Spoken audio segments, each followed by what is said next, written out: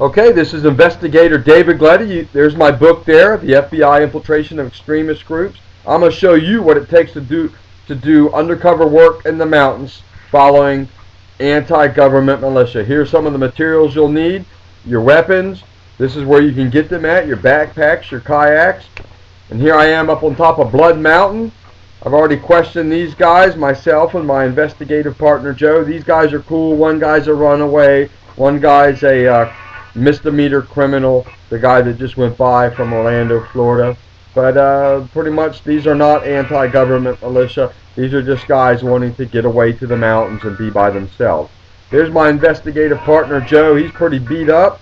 You can see how open the area is, how many trees, how vast it is. You can do any type of training out here you wanted, and there's not enough law enforcement to travel and follow all these people around. You can see my kayak again. Here we are, the A-team and the shelter. Now I'm going to start you at the beginning of the mission. Thanks to my Ford Chevy truck, I was able to get here to this lodge out in the middle of nowheres in North Carolina. This is just like any other lodge that's out there. These anti-government militia, they use these type of woods and homes to train in. They can have meetings. They can bury their weapons. They can be ready to go at a moment's notice. Most of these guys think that the end is coming and they want to be prepared, but a lot of them want to cause harm to the government and the public. Here's Investigator Joe. Both of our backpacks, we're ready to go.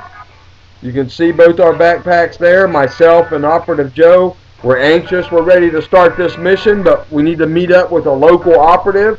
There he is there. Operative Howie, we will call him, with Operative Fred. Fred knows him pretty good. I don't. Fred's going to go out there and get information from him, and this is very important information, and we need Howie to be on board. Without Howie, this mission would be a lot more complicated. Right now, Fred, the communications guy, is showing Howie the equipment to use and how to use it. While we're in the mountains, he's going to bug some of these shacks that these people stay in so we can hear what conversations they're having. You can see these are small communities out in the middle of nowhere. A lot of woods, a lot of mountains. You can do anything out there, any type of anti-government training. Most of the citizens are good, just like anywhere. It's only 15% of them that are doing illegal acts. You can see the mountains in the distance where we're going to start our mission tomorrow, but we're ready to go. Just a couple more things to do. You can see Operative Joe. He's pretty wore out from the trip up here, and we've already been up on the mountain once getting intelligence. Here we are relaxing at the fire, having a beer, saying our prayers, and getting ready for the next big mission. Here's a couple guys that myself and Joe put away for extremist activities. John Rock and Tom Martin of the Confederate Hammerskins. Here's a party of 40 people at an extremist party. These guys have committed domestic terrorism, and many of them are in prison or jail because of my work. Here's the A-team at Laurel's Waterfall up on the Appalachian Trail. Here we were hot on the trails of some of the people.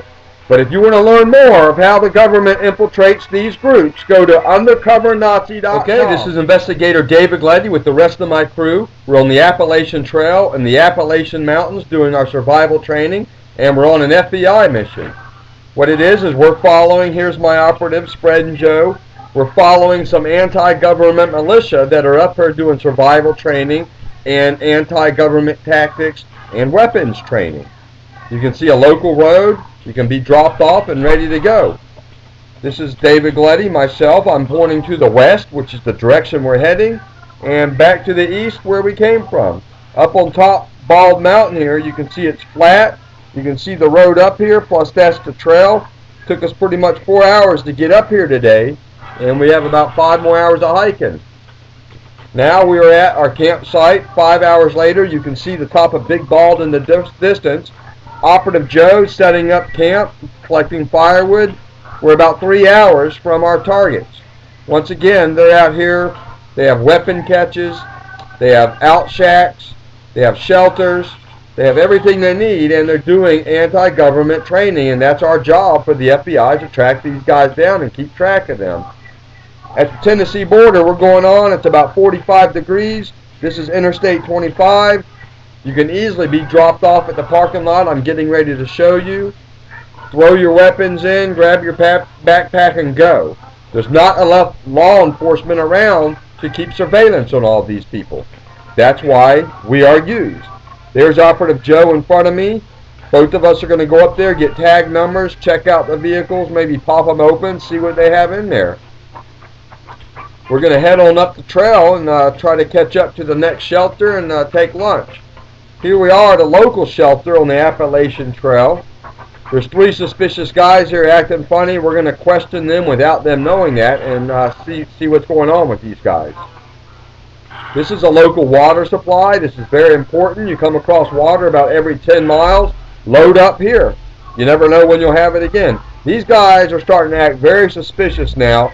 So I'm going to mark them. Once we clear, I'll make a call. Law enforcement will tag them at the next road that crosses the trail and pick them up from there. We did our part. You know, a lot of these people are out here, and it's up to us to tag them, mark them down, and let law enforcement pick up on them because they're very suspicious. This is where you take care of your business. It's very comfortable and a great scene while you take care of your business. This is the interstate we came from this morning about 4 hours back. We've been about 8 to 10 miles and we're heading on. We're right behind our subjects. This is the trail they went up. We found some of their garbage. They took a break there. We can see there's crab apples on the tree. Our subjects sat here and ate some of these crab apples, and that allowed us to catch up with them. We're hot on their trails, probably 2 hours back. Here we are halfway. Some operatives dropped off some supplies for us: beer, steaks, Snickers bars, Coca-Cola, and water.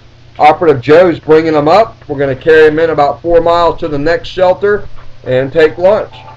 Take dinner. This is a local informant. We're going to question him real quick. He's pulling off the road. We're going to talk to him. Here's some more of our operatives. They're giving us some great information, giving us maps, updated maps. You can see a map in the distance there. But we're right on their trail. I'll probably catch up with them tomorrow, my crew and I, but I'm going to sign off here. But we should always keep track of these people. Meet the David Glettys, the one in the suit, now licensed to become a private investigator and carried a concealed weapon, which he might need, because the other David Gletty on the left infiltrated a group of sometimes violent neo-Nazis for the FBI, playing a role, he says, and by all accounts, playing it well.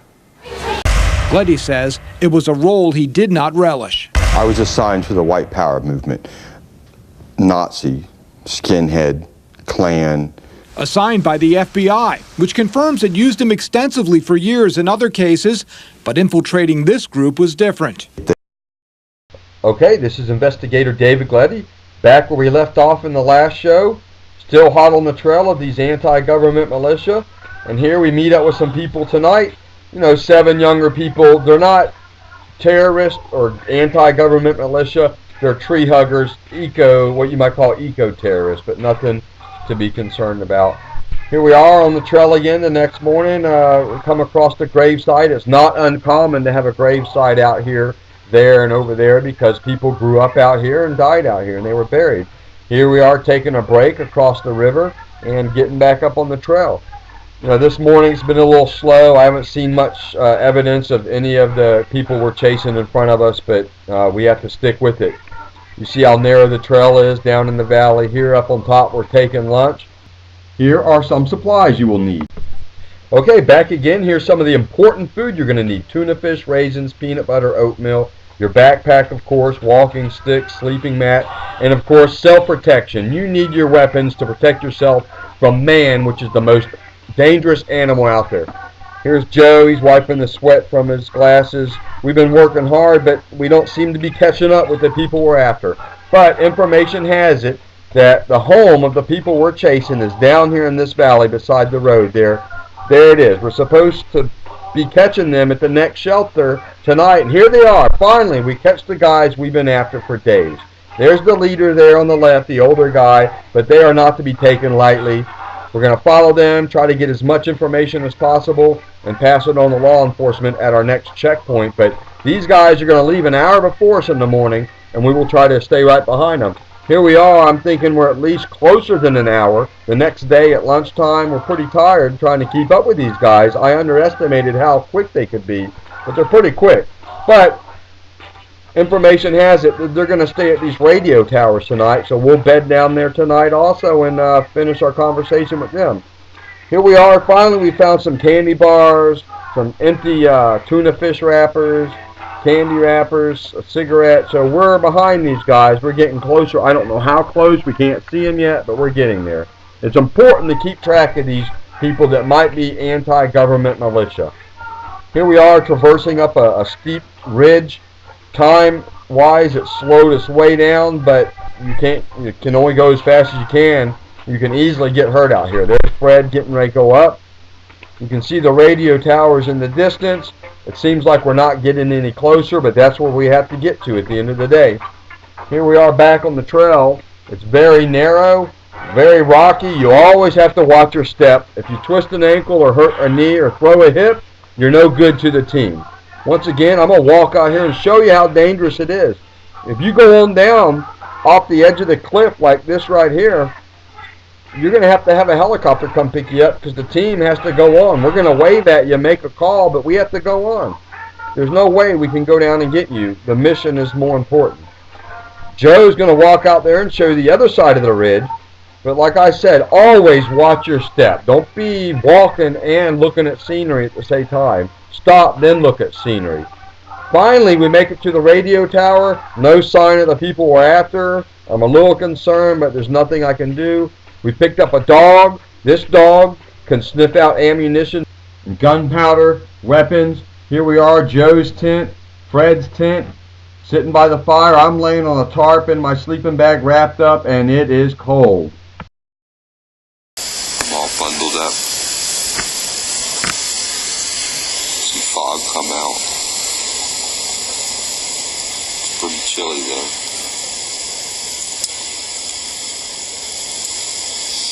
Pretty cold. Right now it's about 2:30 in the morning. Skies are pretty beat.